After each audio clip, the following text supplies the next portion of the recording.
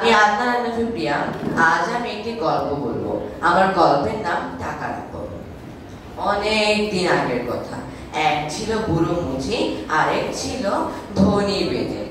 বুড়ো মুচি রাত দিনই কাজ করে আর গুনগুন করে গান গায়। তার স্বাস্থ্য ভালো, স্বাচ্ছন্দ্যে দিন কেটে যাচ্ছে না। অপরদিকে ধনী বেদে মস্ত বাড়ি, টাকা পয়সা, অনেক চাকর বাকি, কিন্তু তাও তার মনে কোনো সুখ নেই। ধনী বেনে মুচির বাড়ির সামনেই থাকতো। ধনী বেনে প্রত্যেক দিনই দেখে মুচির মনের আনন্দে গান করছে। বুড়ো মুচির তার মতোই নাচছে, আনন্দ করছে, গান করছে। বুড়ো ধনী বেনে শুধু ভাবে, এই লোকটা এত গরিব হয়েও তার মনে এত সুখ, আর আমি এত টাকার মালিক, এত বাড়ি, তাও আমার মনে কোনো সুখ নেই। আর গান করা তো দূরের কথা, আমার ইচ্ছা করলে তো আমি দেশের বড় বড় ওস্তাদদেরকে আনিয়ে বাড়িতে গান গাওয়াতে পারি, নিজেও গাইতে পারি, কিন্তু তার ইচ্ছা হয় কই।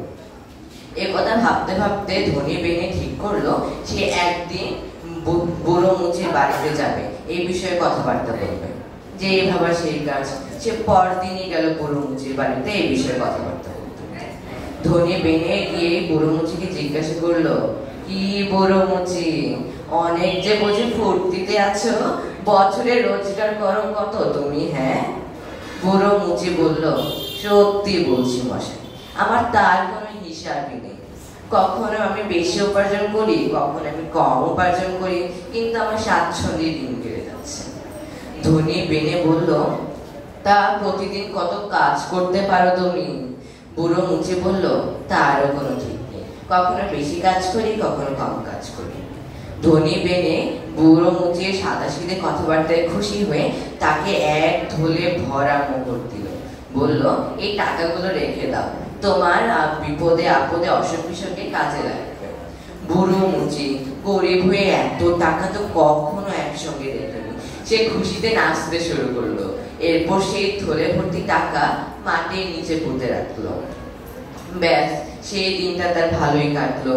রাতের বেলা যখন সে শুতে গেল, তখনই আস্তে আস্তে তার চিন্তা আরম্ভ হলো।